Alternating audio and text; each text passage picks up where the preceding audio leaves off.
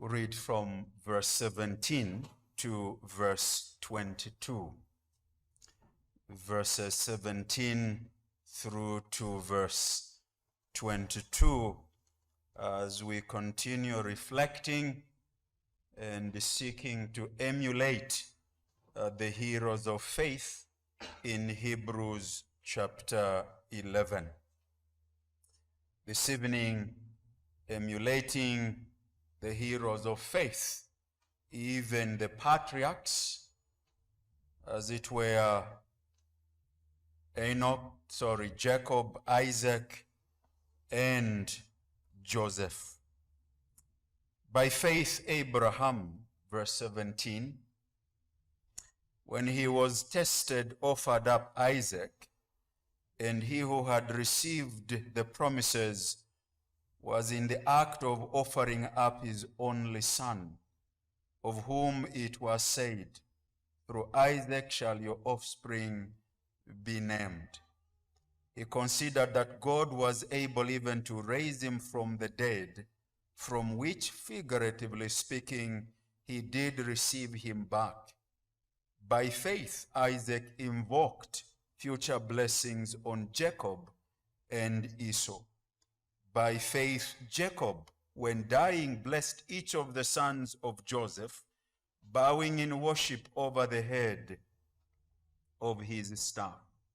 By faith, Joseph, at the end of his life, made mention of the exodus of the Israelites and gave directions concerning his bones. Let's pray. Our Father, we ask again this evening that our reflection, our study, our preaching and listening to the same from this chapter will not simply to fulfill a program, but that we will seek to be men and women, boys and girls of faith, a faith that is dynamic, a faith that acts, a faith that does take the leap based on the conviction that God has commanded. A faith, oh glorious one, that many an occasion would be described as taking a risk. But it's a risk that is taken not from the perspective of carelessness and not caring about life, but a step taken because we trust the one that has promised. Therefore, not a risk as it were, but entrusting ourselves to God on the actions, the programs, the projects, the activities, our daily lives, may they be characterized by faith. So be pleased, our God, to be encouraged as we study these men and women who were as mortal as we are, as human as anyone can ever be, whose blood composition, except in the matters of their chemical content by way of DNA, was the same. They lived on this earth, tempted by the evil one, challenged by circumstances of life that would be similar. A father driven by lusts like ours, but who are described as heroes of faith, or men and women who lived by faith, lived in this imperfect world. A father, in a world to which they do not belong, but lived in it and exemplified lives that are described as lives lived by faith, and therefore accomplished exploits, did things that none would have imagined to do except you commanded them to trust you. So we do ask that will be such men and women, boys and girls, that will be that local church that attempts great things in church life, the context of outreach, the context of preaching your gospel, the context of acquiring tools for the cause of your gospel. And Father, in all ventures of local church life, in all ministries, may we truly be men and women that will take such leaps of faith that will be described as men and women who live by faith. And when we are no longer there, may the history that you seek to accomplish through us be written for those that will come after us, that our forefathers did live by faith, and here are the evidences.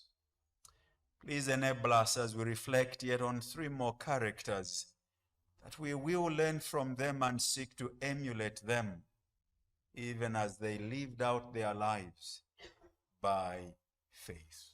Do this for your glory. We ask in Jesus' name.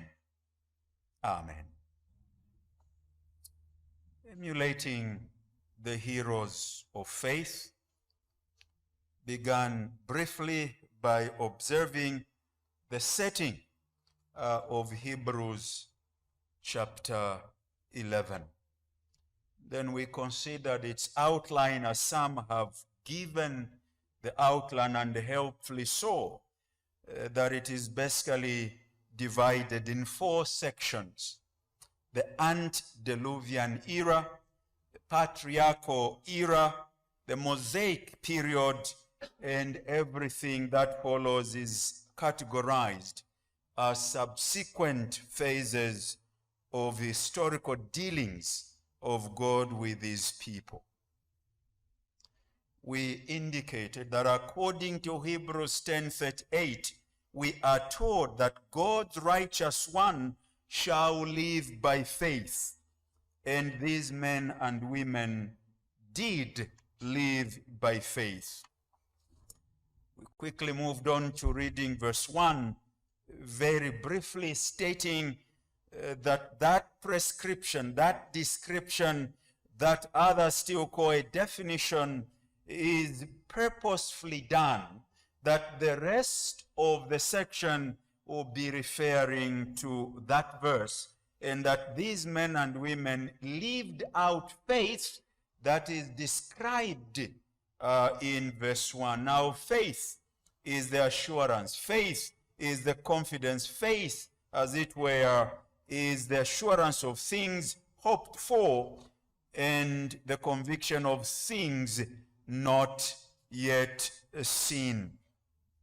Faith, we are told, now faith is the substance of the things hoped for, the evidence of things not seen.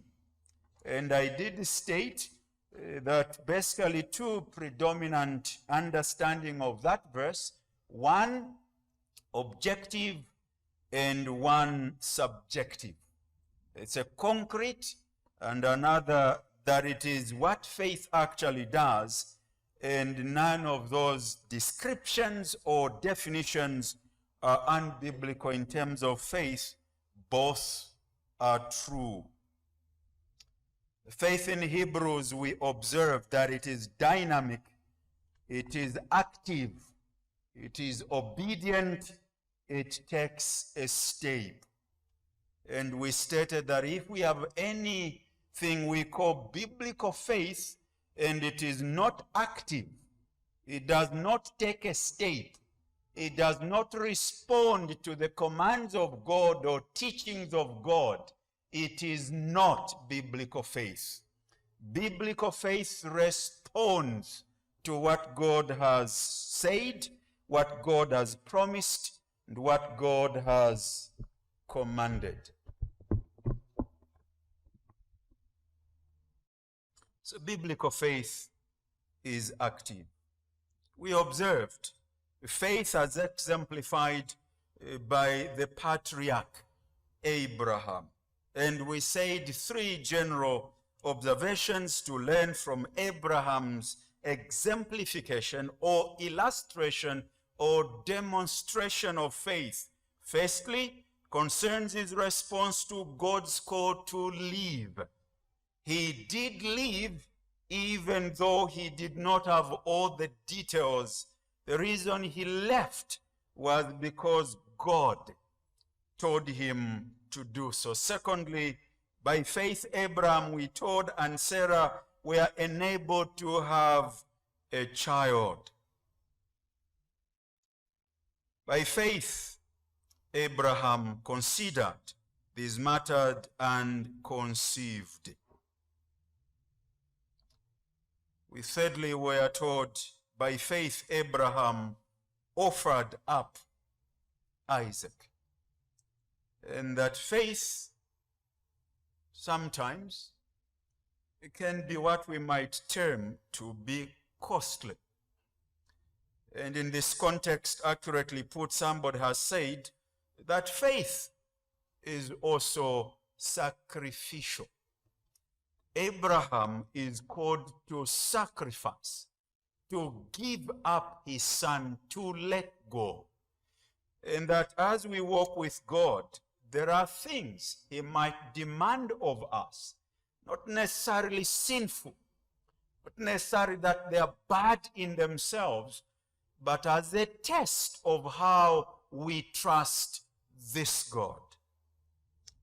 And reading on this letting go, one of the story I read this afternoon was of an American man who was working in a very lucrative company. And he was called, and it is in this century, and it's in the last 20, 25 years ago, that he was called to give up his job and to go into missions and go to Ethiopia and start church planting. That when his boss heard that that was his dream, that is what he sensed God was saying, that his boss laughed at him and ridiculed him. And when he was leaving, he was a single man. And he was everything going for him for the rest of his life. He would have probably have been numbered probably among the 40 rich guys in the world. He left and went to Ethiopia, and he planted a church. And that church still is there today. And as we speak, it has a membership of no less than 200,000, with 50 local churches planted across Ethiopia. He took a step and sacrificed. And when the history of Ethiopian church planting is said and reported, his name will not be missed. And his son, in reporting about his father, said, look, literally that's what now describes us. He married an Ethiopian woman, so we are a mixed group, and we all are children who have gotten into missions. And the immediate application is that obviously this week, for a number of us, will be quite sacrificial.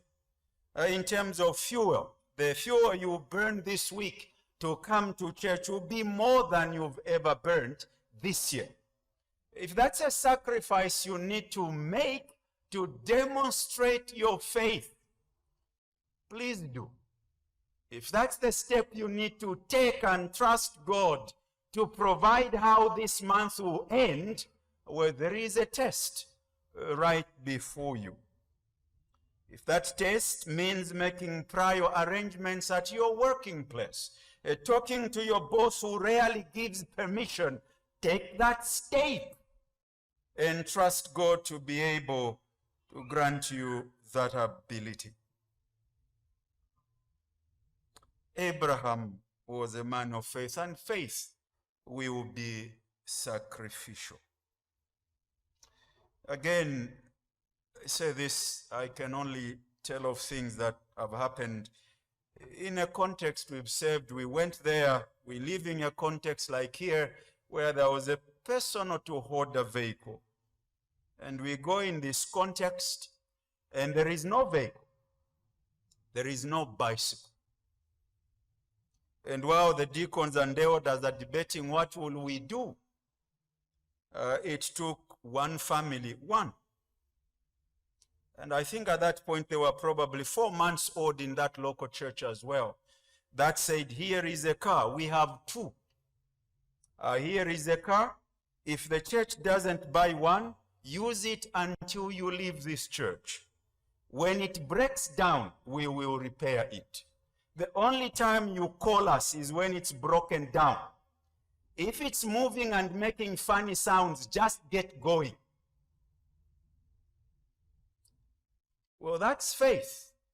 To entrust a property purchased at a high cost, it's faith. It's basically saying, was entrusted to us for his cause. Will you be that individual that will say, during this week, there's somebody from Chifubu and they have no transport money. Will you spare 10 minutes to drop them off there, trusting the Lord will undertake for you? Well, faith this evening, exemplified in the patriarchal era still, but Isaac, Jacob, and Joseph. Faith exemplified in the patriarchal era still, but this evening, Isaac, Jacob, and Joseph. And as you read this section, you will notice that from verse 8, it is what you may call, until verse 22, a family affair. From verse 8 through to 22 is a family affair.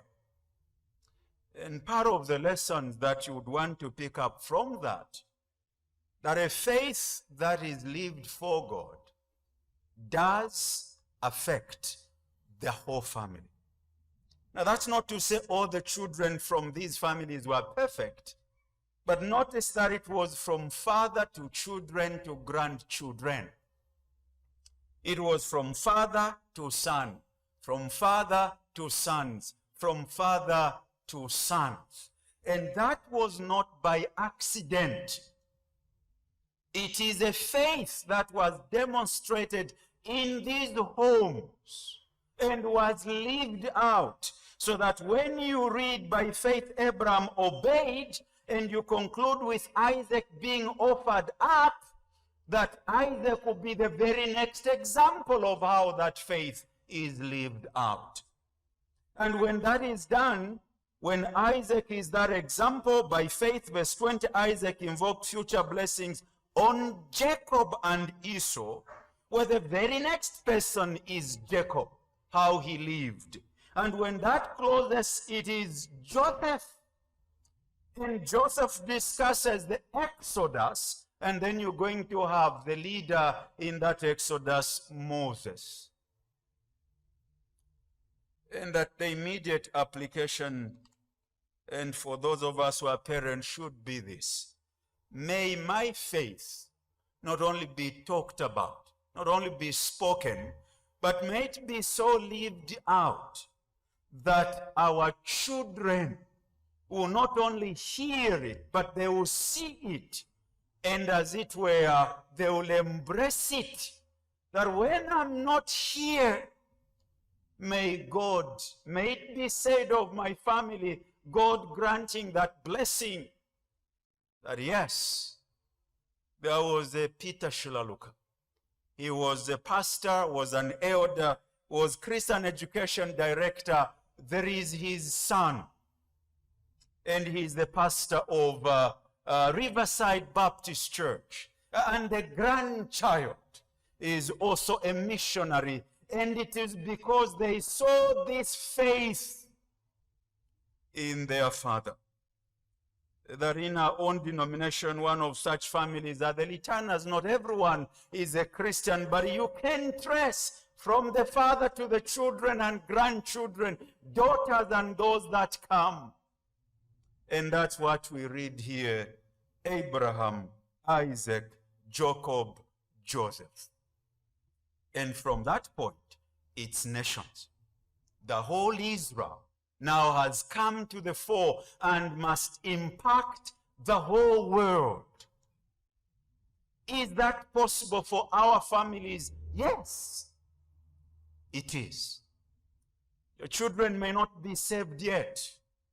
Your children may actually be rebellious, may be saved but not living as a holy life as they should, where you can say to God, you have demonstrated through Abraham, Isaac, Jacob, Joseph, that these generations as a family can know you. Won't you grant that blessing?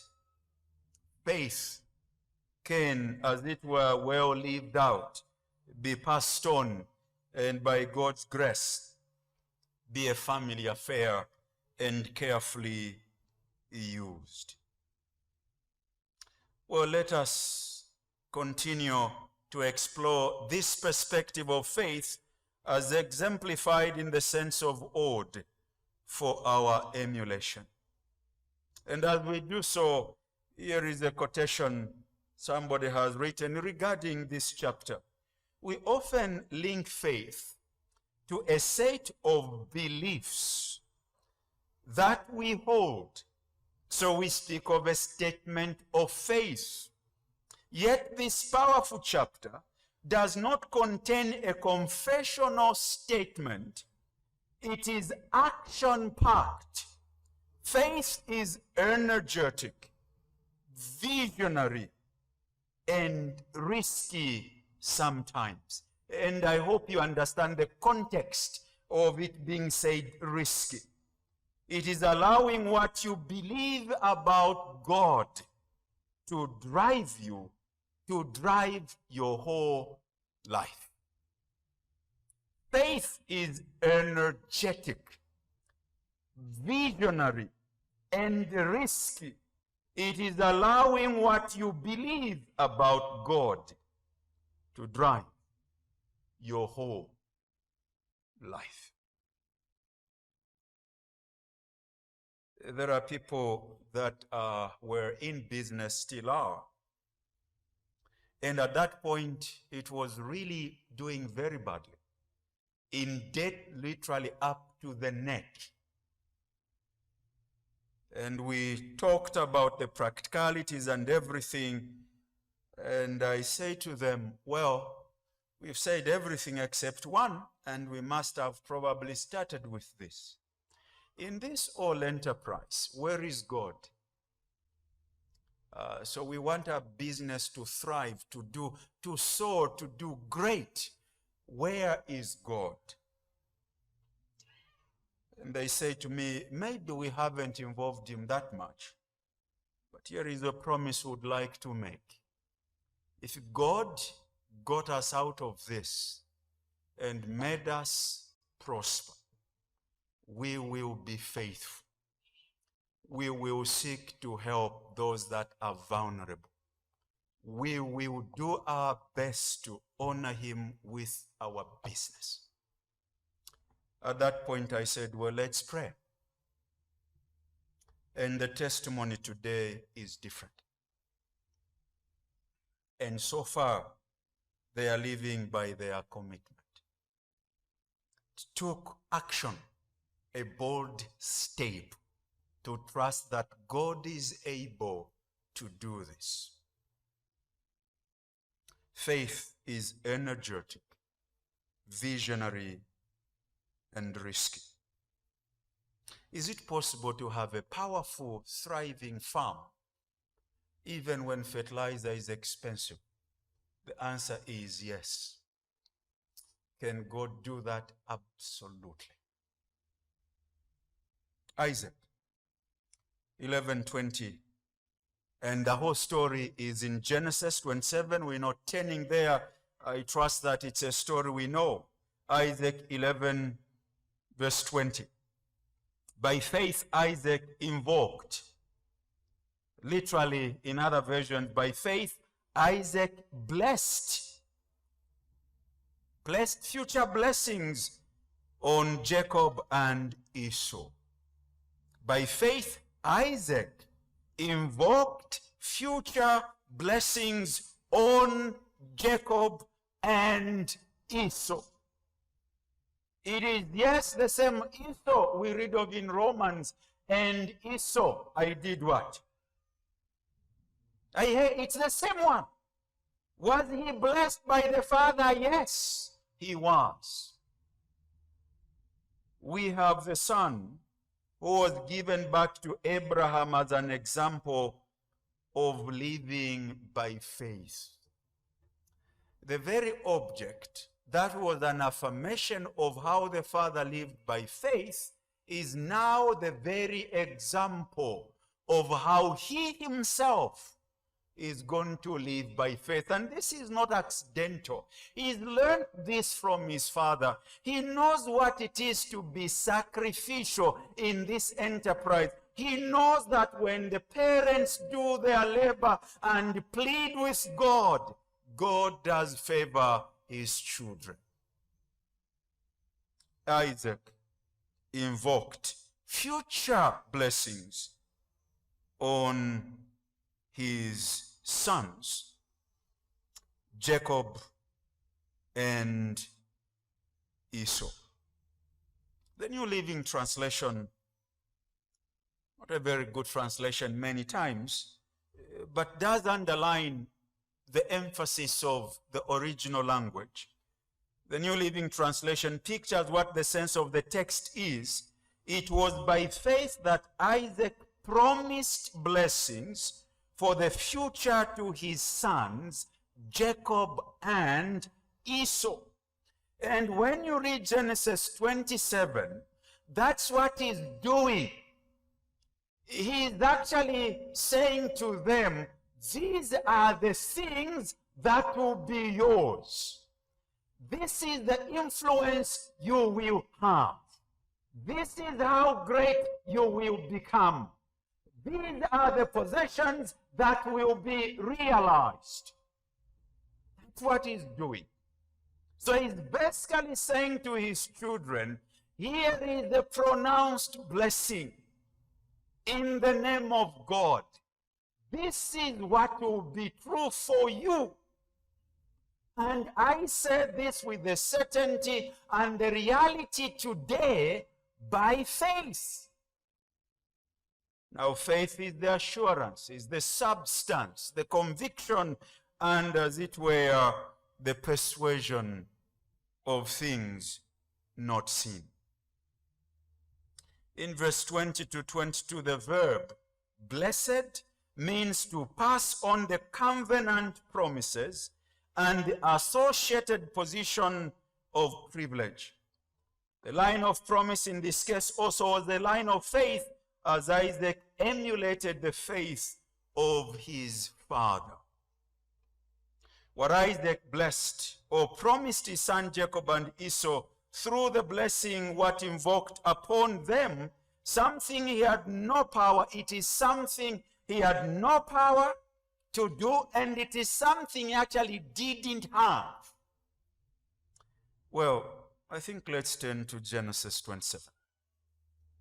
Please turn to Genesis 27 and notice what is blessing his children with. And reading from verse 26 to 29 and 39 and 40. Genesis 27, 26 to 29. Well, let's read through 26 to 40. 26 to 29 and then 39 and 40. Verse 26. Then his father Isaac said to him, come near and kiss me, my son. And notice that Hebrews is removing all the scheming. He is removing all the plots. And he's saying the reason the father did this was because he believed God.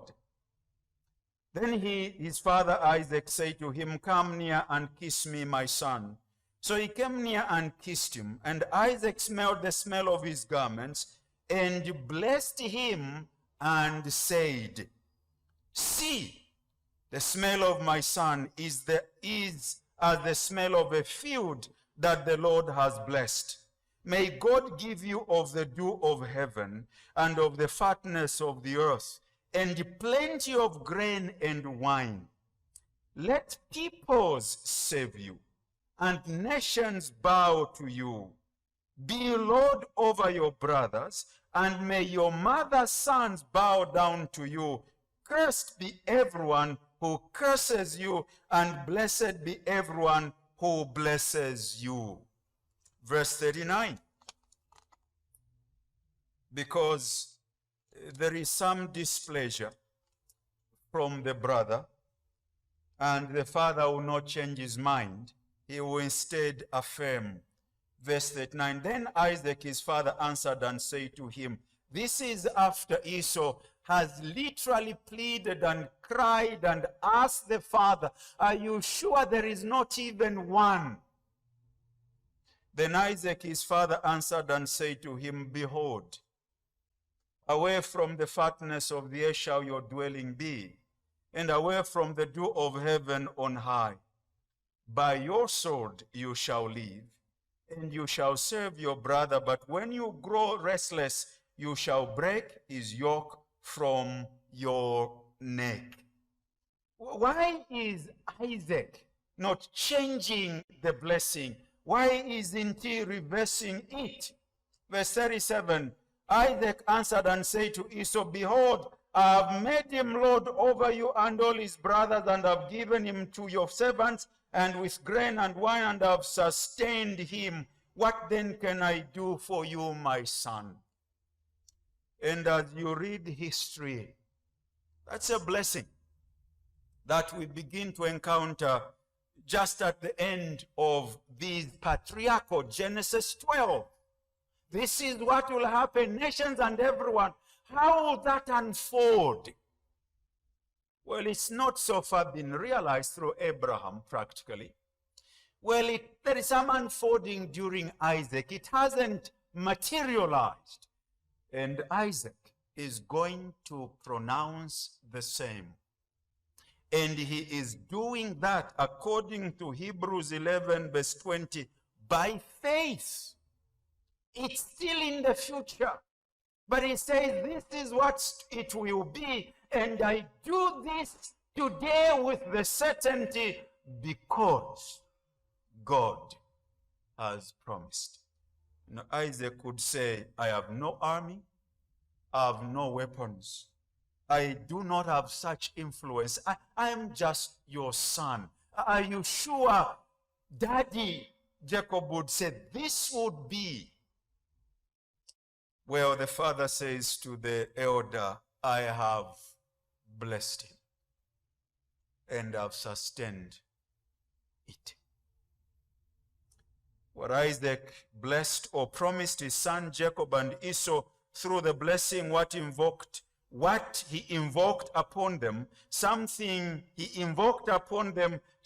had no power or the means to fulfill it himself as an individual. The basis of it was the fact that he trusted that God would bring to come to pass because God had promised. Even though Isaac would not live to see it, he believed that it would come to pass in the lives of his children. By faith, Isaac assigned to his sons things future, as if they were present. It was really like reading a will, apportioning what is there. But here it is what was in the future. On what basis was it doing this? Faith. This is what God has said. What a demonstration of faith we got here. That the father is literal, as it were, reading how history will unfold. There are implications, there are assumptions, but he's doing this by faith. May it be said of you that part of your blessings as your days on this earth are coming to a close, and that's something you notice in all these three, in Isaac, Jacob, and Joseph, that is all of them, they're at the end of their lives. What would be the best thing they would leave for their children?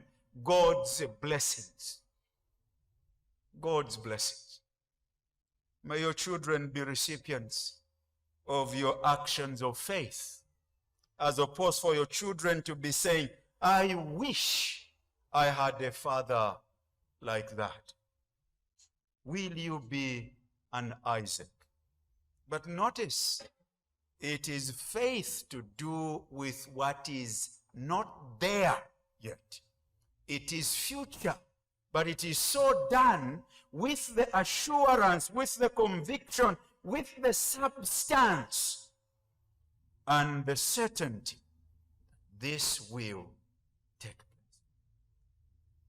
That it is possible today, and it should be true for parents to say, my son, my daughter, you will live long because you are faithful to God. You will live long. And we hope they will. Well, we hope it will turn out for us, my wife and I, that when the mother was passing,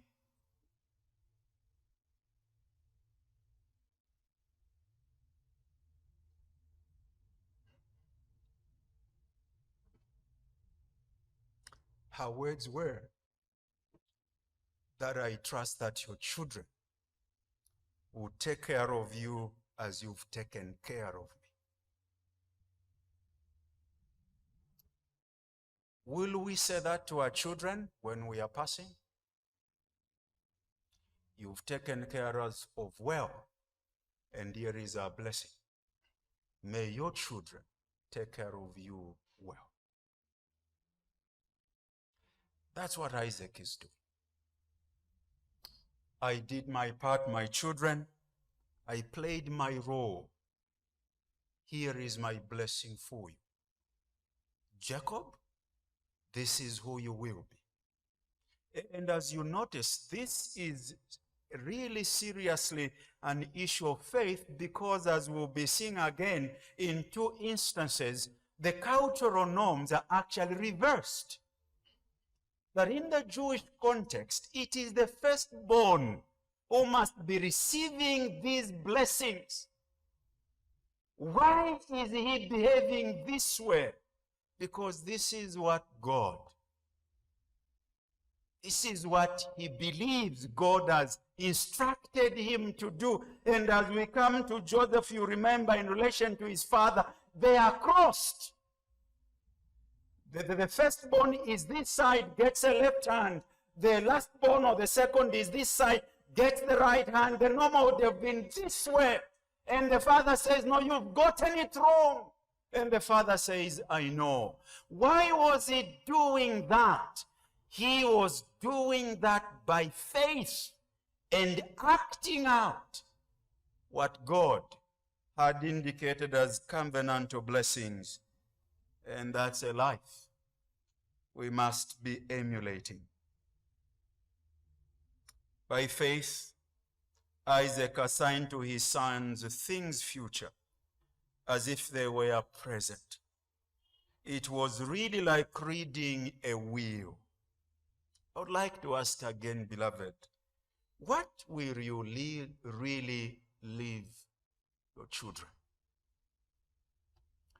The truth, beloved, is those of us in our 50s, 60s, we are headed to going home. What will you leave your children, your nieces, your nephews, your cousins? What is it they'll remember? Here is the history, and the record is this. Isaac, by faith, acted out. And acting out was actually speaking, and you notice very soon what was common in relation to all these three. Jacob, verse 21. By faith, Jacob, when dying, blessed each of the sons of Joseph, bowing in worship over the head of his staff. By faith, by faith, Jacob, notice again, it is the Jacob who is blessed, and he in turn is blessing. He's learned from his father and is going to act it out. By faith, Jacob, when dying, He is literally on the deathbed. That even in that state of just smelling the grave, he does not let go his faith. And his faith is still active. He will say what must be said. And that story is in chapter 48 as we read.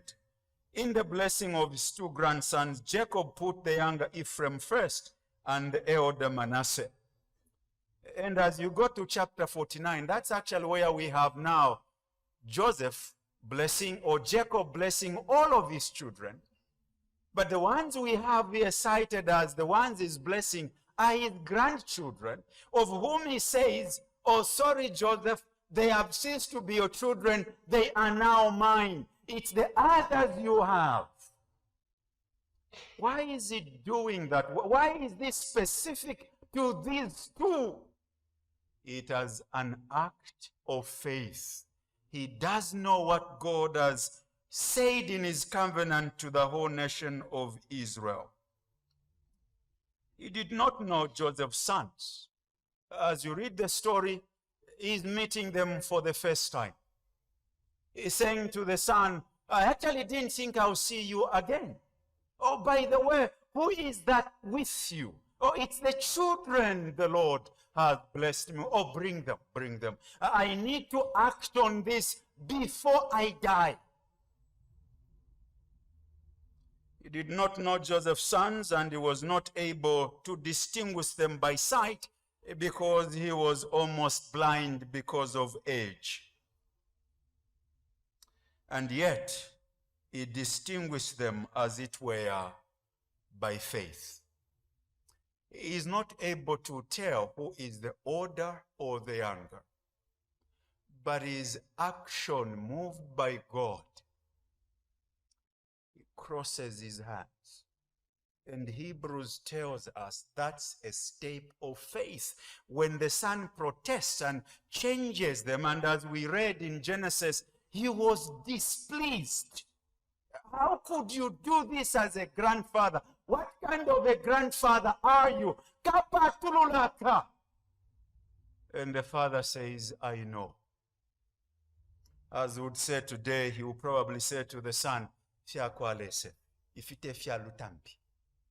this is an act of trusting and believing and obeying God. I am not going to do what culture says. I am going to do what God says. Son, I love you, and I know that you are not happy, but I won't stop obeying God because you are displeased. I will demonstrate that this is how you act your faith out. Yet he distinguished them, as it were, by faith, swapping his hands intentionally so as to lay his right hand on the younger Ephraim, whose posterity was to be greater than that of Manasseh. His insistence upon favoring Ephraim, as it were, was based on his faith in the future that he foresaw for him. Again, read the story. The blessing on Ephraim is because of what this man has heard, has listened, has heard God and trusted God. This is what you do through this one, not the other. Joseph. It can be said here that by faith Joseph spoke prophetically of the exodus from Egypt. Verse 22, by faith Joseph at the end of his life made mention of the exodus of the Israelites and gave directions concerning his bones. Again, we see in that text faith affirmed regarding future issues. The unusual note about his bones also is an indicator of Joseph's faith and their deposition in the promised land. Reminds us of God's faithfulness to his promises. Joseph's eminent position in Egypt did not make him regard it as his home. In faith, he looked to God's promise to Canaan being fulfilled and desired that his bones should rest there. This is a glorious testimony of faith being acted out, that he had no doubt of his future generations obtaining the promised land. Despite his position of prominence in the Egyptian court, Joseph regarded himself as a resident alien in Egypt, even though he was number 2. Even when his family came to live there at his invitation, he knew that their dwelling in Egypt would be temporary. Joseph could speak of the Exodus not because he had experienced it, but because God had promised it. Even in the face of death, he saw as yet the unseen fulfillment of the promised of the inheriting of that land. We live at a time when people, even when work is in Zambia, when they go to the US and we recommend them to go and they promise us they will come back, when they find milk and honey, all of a sudden God has said, not these people. And you read history, Egypt was most prosperous, was the country you wanted to go to. The only reason Joseph stayed there was because fulfilling God's purposes. But even when he was about to die, he says to his people, I know where my home is. Take my bones there. He says to them as a matter of fact, when this happens, not if, carry my bones. And their bones there is a testimony. Is this world all you have? Is this all you have? Does your life revolve around how you must enjoy life here, timber life here, live like everyone else? Let us rejoice, and because tomorrow we die, end of story. No, if you are a Christian, there is a home. We are pilgrims. This world we simply passing through. If all your energies are expended on exploiting and entrenching and doing all just for this life, you have no biblical faith. You have no biblical faith, because biblical faith says we are passing through. Well, here is the question. Are you really going home? Are you really going home? Joseph knew where home was. Even if that meant when God delivered his children, if that meant simply his bones, but he knew that beyond that life also, there is eternity. He knew that one day he will be with the Savior.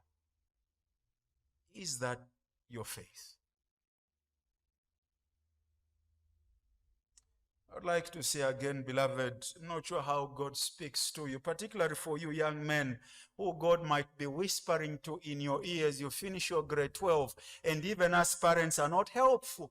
They say to us, look, I would like to do God's work. We say to them, first to Kabombeko, like, you first need to earn money. Now, if God is calling them, don't stand in God's way. He will break your hip. He will break your arm. He might get rid of you so that the children know that it's not ultimately you. And I'm not sure even as pastors. Now, when you're talking to your children, what would you like to be? Behind our mind, we are saying, the pastor, the question. Well, not with Joseph. When you're living, carry my bones, that's home, and that's the best place you can be. And here is the implication, beloved. What's your chief desire for your family? that you'll be with them home in heaven. If this was to be spoken of in this language, would you say to your children, when you go home, carry my bones, or you won't say it because you know where their home is?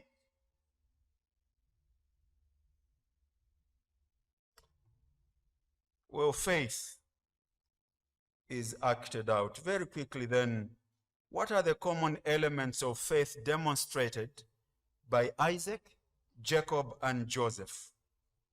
1, all three demonstrated confidence in and obedience to God's word.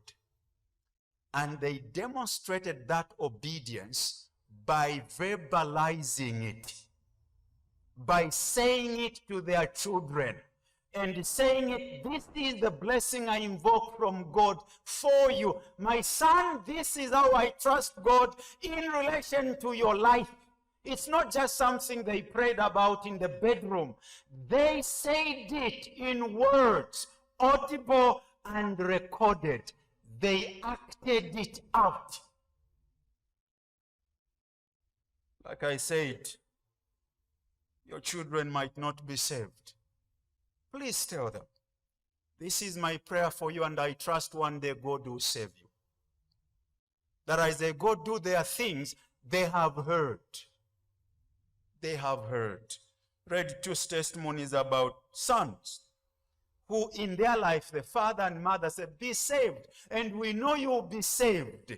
When the parents died, the last one of them, that's when they remembered the words. And they said, this man who died, who is in the box, told us, prayed for us, and that one day will be saved. He is now gone. And his death has been the turning point for my life. They heard it. So that when your children are asked, how is it that you came to the Lord? They will be able to say not only that daddy and mom prayed for us, but that we heard them when they called us to live a holy life again and again and again. By verbal demonstration, instruction, in all three examples, that faith was active, acted, blessed, and instructed. You blessed, you blessed. When you go, do this, because I know you'll go one day. Secondly, what elements do they have in common? All three believed that God would provide for them what he had promised. It was faith at work that led to the patriarchs to bless or issue instructions regarding future things. These things I've said will, why? God will do them, all of them. All of them believed that. Thirdly, the faith of all the three patriarchs affected their descendants. Oh, may God grant that your faith will affect your children and those who follow you. And the problem is this. We know you here at church differently. At home you are a drunkard, you are a wife beater, you are a semi-demon. And you think your children will come to church? There's nothing to emulate.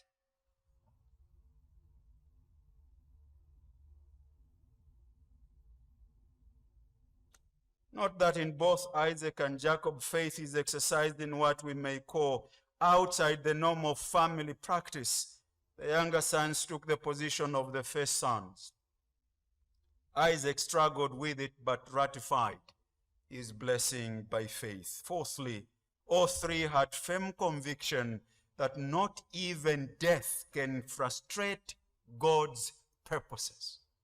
All three, as I stated, were at the end of their life. But they still knew that even when they died, what God had promised will come to pass. Will you be exercising faith even on your deathbed? In all three, lastly, the Holy Spirit chose to give us the end parts of their lives in exemplifying their faith by they lived out their faith in all their lives. but also at their very last moment. The author chooses the final moments in the lives of Isaac, Jacob, and Joseph, indicating that even at the point of death, they look beyond the immediate circumstances to things hoped for. What will characterize your life? Well, the faith of Abraham, as you may call it, was dramatized. The faith of Isaac, Jacob, and Joseph basically looked normal, and it was commended. Will you live by faith? And chiefly, a faith that saves. These men had a relationship with God. Do you have one? Let me invite us, as we conclude again today, to read together a hymn, 577. 577 as a prayer. Then Elder Mwila will come to lead us in singing our closing hymn. Shall we stand and read, "Have faith in God in my heart"? 1, 2, 3. Have faith in God, my heart. Trust and be unafraid. God will fulfill in every part each promise he has made. Have faith in God, my mind. Though oft thy light burns low, God's mercy holds a wiser plan than thou canst fully know. Have faith in God, my soul. His cross forever stands, and neither life nor death can pluck it, his children from his hands. Lord Jesus, make me whole. Grant me no resting place until I rest heart, mind, and soul, the captive of your grace. Amen.